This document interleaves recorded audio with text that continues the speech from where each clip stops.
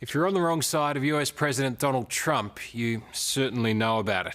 Right now, the focus of his fury is the World Health Organization. He accuses the WHO of being China's lapdog and says it's responsible for helping the communist regime hide the true extent of the coronavirus disaster. As punishment, Trump has withdrawn American funding to the organisation. Australia also has questions about the WHO, what it did in China and when. By comparison with the President, though, our Prime Minister, Scott Morrison, is more diplomatic. He wants a review of the WHO's role, but he's also proposed the health body be given additional powers. Here's Liz Hayes. The struggle against epidemics is a global one, for the danger of death is worldwide. Then, what is the answer?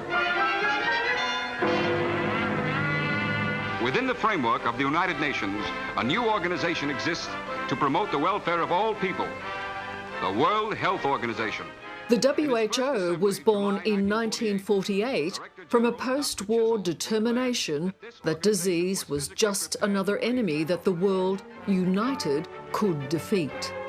The quarantine service can't keep every plane and passenger grounded for several days. Today, epidemics must be crushed at the very source. The World Health Organization has done an enormous amount of good in the world.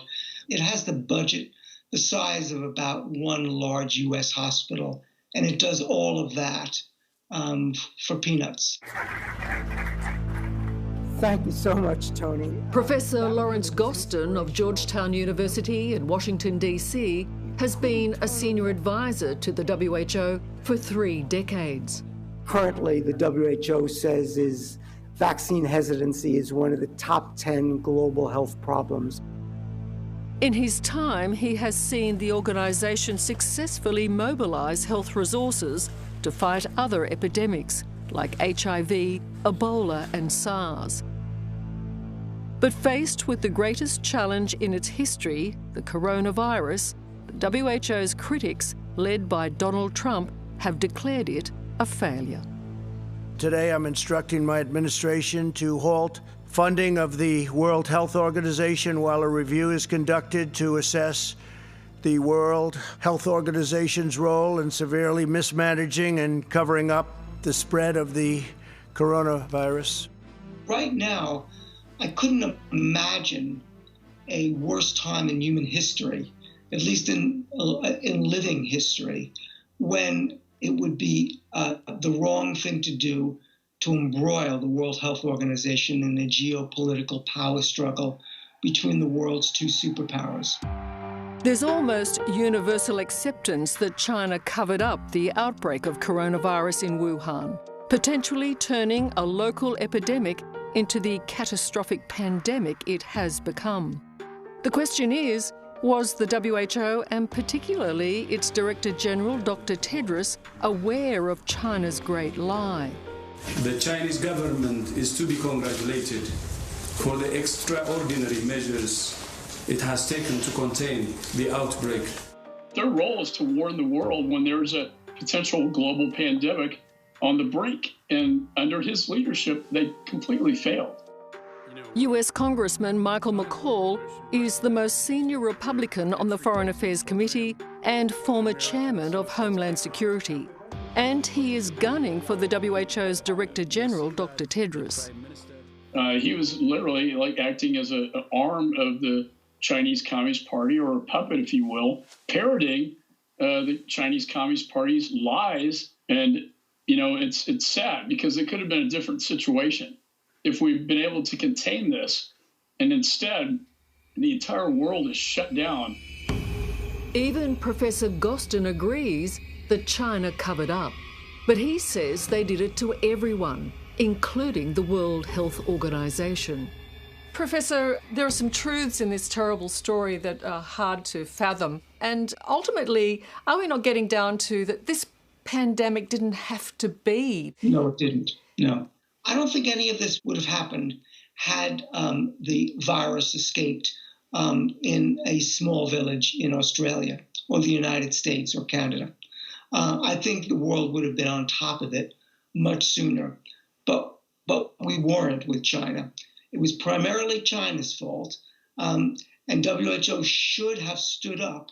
But literally, according to WHO rules, they cannot go into a country unless the country invites them. China was blocking them. It's very clear. We send messages and signals to the WHO. We try to help.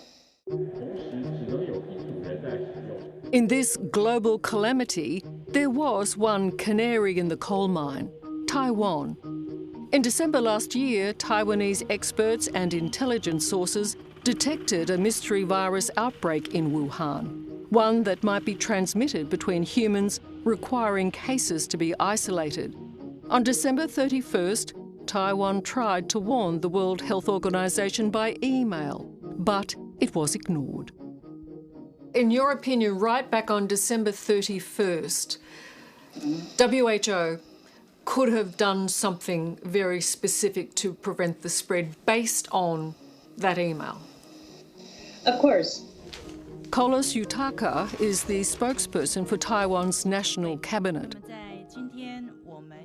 On the one hand, we wanted to get more information from the WHO. On the other, we wanted to share our observations with them. But we just couldn't get through the door. With no response from the WHO, but knowing something was seriously wrong in Wuhan, Taiwan went into lockdown a full month before the WHO finally declared the coronavirus outbreak a global health emergency.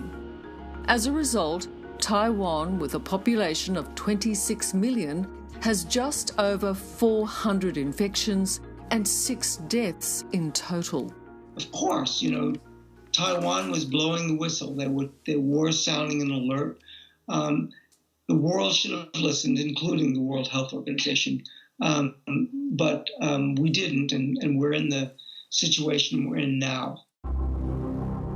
In keeping with China's politics, the WHO denies Taiwan membership to its organisation and seems even not to want to acknowledge it. A stark illustration of that came during this interview between a Hong Kong journalist and a senior WHO doctor, Bruce Aylward. Would the WHO consider Taiwan's membership?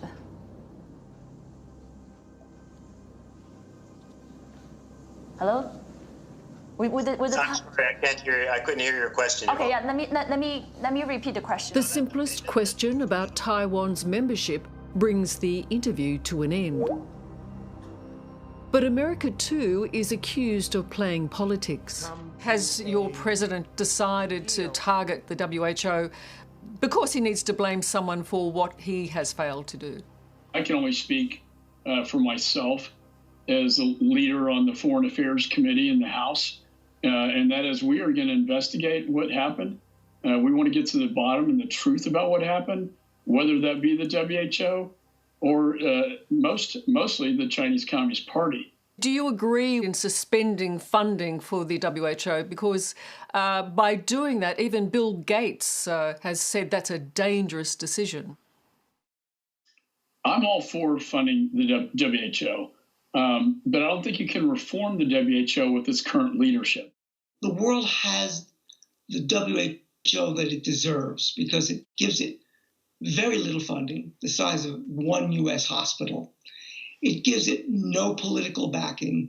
And the fact that the President of the United States can just withdraw funding because you get on the wrong side of America just shows you it's proof positive that the countries around the world don't have WHO's back. There's no doubt that all the nations in our post-pandemic world need to make some serious decisions about the WHO. Not one, not even Donald Trump, is talking about getting rid of it. And Prime Minister Scott Morrison has attracted a lot of international support after his call this week to strengthen the WHO. If there is a virus of this nature that is believed to be of pandemic potential and very dangerous to the world, well, we need to know what's going on, and fast, very fast. The PM is calling on the world to give the WHO more money and more authority to act without being beholden to any country. We need to give it the funding and the political support that it needs to be able to literally say, no, Mr. President, no, Mr. Prime Minister, you're wrong. This is the way it's got to be. But right now, that's just not a reality. Maybe it takes this kind of earthquake, tsunami, for us to actually do what we need to do to make for a stronger World Health Organization. It's come at a terrible cost, though, hasn't it? It's coming at an unfathomable cost. If you think about, the suffering, the deaths, the fear, the likes of which we've never seen and we may never see again in our lifetimes, we hope. Hello, I'm Tara Brown. Thanks for watching. To keep up with the latest from 60 Minutes Australia, make sure you subscribe to our channel. You can also download the 9Now app for full episodes and other exclusive 60 Minutes content.